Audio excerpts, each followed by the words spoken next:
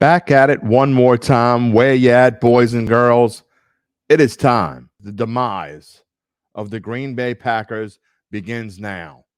I mean, Aaron Rodgers is gone. Jordan Love is taken over. There is absolutely nothing you could possibly like about this team. Let's just write them off and move on. That's the way everybody feels, right? Uh, if I'm starting like that, I don't think that way. So let's find out what I really think.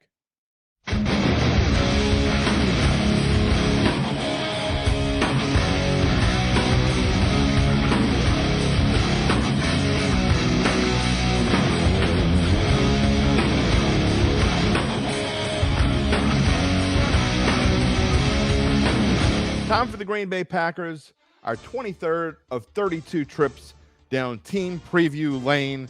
I am Jim Derry. This is bet.nola.com, powered by the Dattitude Podcast.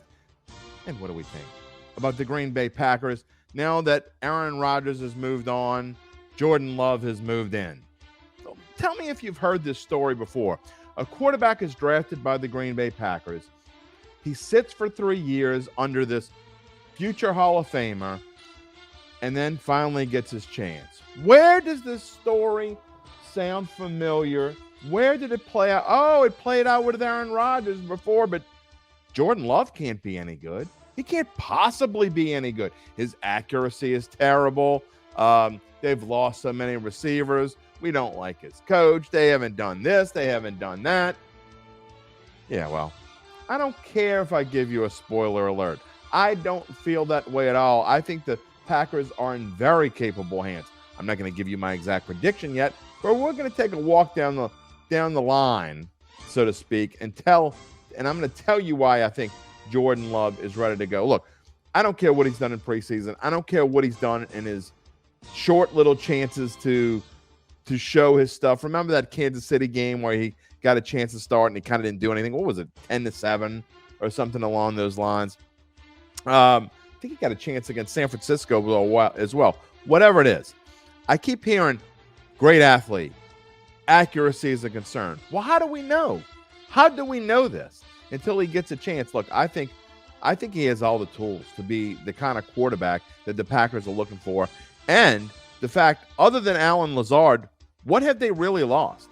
What has this team really lost? Look at the bottom of the screen. I mean, nothing really on defense. They lost Robert Tonyan and Mercedes Lewis, which isn't on the screen.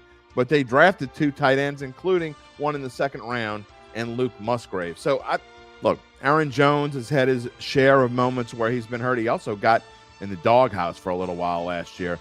I'm not sure if it was Aaron Rodgers' doghouse or if it was Matt LaFleur's doghouse, but he certainly was in there for a little bit, ready to come back and come back strong, along with A.J. Dillon, who it seems like every year A.J. Dillon has taken the next step to becoming that number one running back that everyone wants him to be. I think there are 2 ones. I think both of these guys are 1 and 1A or 1A and 1B, whatever you want to call it. I think they're both going to get their fair share of touches. I like A.J. Dillon this year. If you're in fantasy football, he can be gotten a lot later than he's worth. That's one of the sleepers to me. Could be gotten. This guy doesn't know how to speak. Whatever. You know what I mean. You know what I'm talking about. But when it all comes down to it, I want to talk about the receivers because people are talking about Allen Lazard being gone, and yeah, it's a big deal. Christian Watson really towards the end of the season, he didn't start off hot. He didn't start off great, and he only finished with 41 catches for 611 yards, 7 scores. But towards the end of the season, he looked like the guy that they drafted early in the draft and wanted to be a top-notch receiver. I think he takes a big step forward. But you know what? Nobody likes talking about Romeo Doubs. He got injured towards the end of last year, and that really was part of the reason why Christian Watson was able to take that step that we were talking about and being such a huge part of this offense. And if you look at Doubs' number, he actually had 1 more catch than Watson did with 42. He only had 425 yards, only had 3 touchdowns. I think both of those guys take major steps up. What a nice rookie campaign. But Matt LaFleur, look, I think Matt LaFleur as a coach has been waiting for his chance to coach without Aaron Rodgers. I mean, you'd be a fool to say, okay, you're better off now that you don't have Aaron Rodgers. But in some respects, I think they are.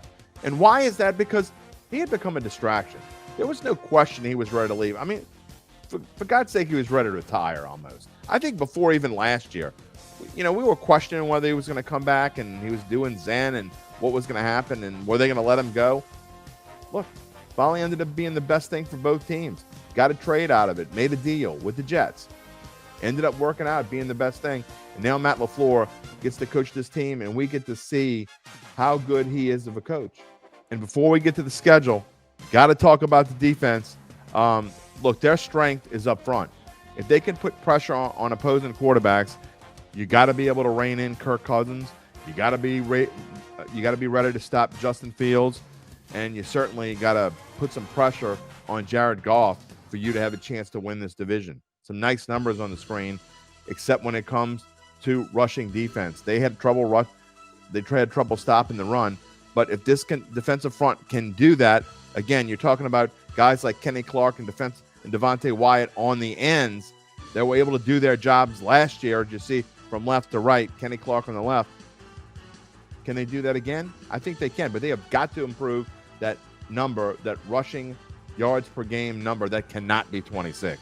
And here's one reason to be super optimistic about the Packers. When we look at a schedule, the first thing we look at is that number, the top right, toughest schedule, 21st toughest schedule, which right off the bat tells us it's easier than an average schedule. Numbers based off of win-loss, projected win-loss totals by Caesars Sportsbook. But when I dive into it, for the Packers, I think this schedule is actually easier than that number, 21st toughest. I'd put it more like 25th, 26th, and especially the way that it starts. I mean, it might be surprising, but it wouldn't be shocking if these Packers started out 5-0. Just look at the schedule. Of course, you're starting on the road for 2 straight games is tough.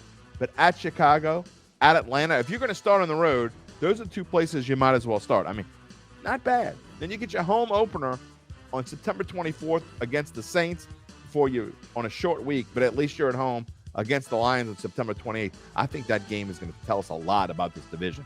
Remember last year when I was talking about Green Bay and Minnesota playing in week 1 was going to tell us a lot about how this division was going to go? Oh, boy, did it. I think this year it could be Green Bay versus Detroit on September 28th. Looking forward to that. And then at Las Vegas on October 9th on a Monday night, almost like a bye week there. It does get tougher at Denver, but then they play 3 out of the next 4 at home, Minnesota, the Rams, at Pittsburgh, home for the Chargers. You go 2-2 through that stretch, and you're doing okay. And then you got at Detroit on Thanksgiving before you get, to me, the last real toughie on this list. Kansas City at home on a Sunday night.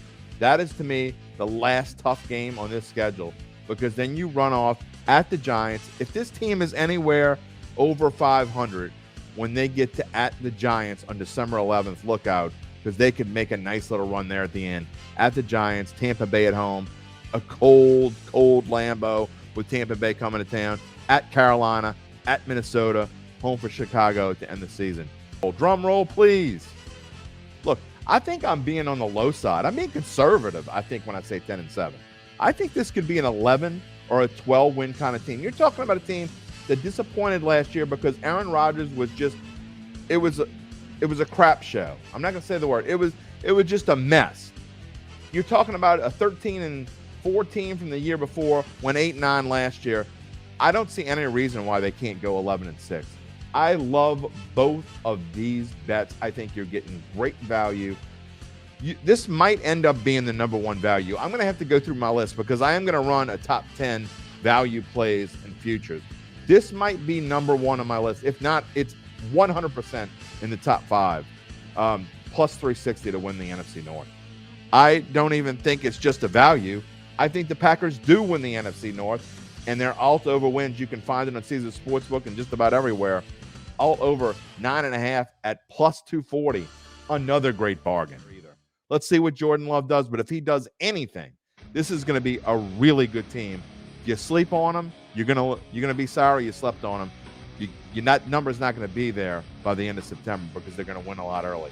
Go grab the Packers. We'll talk about the Vikings in a little bit in our second NFC North team of the day. We'll wrap up the NFC North with the Vikings coming up.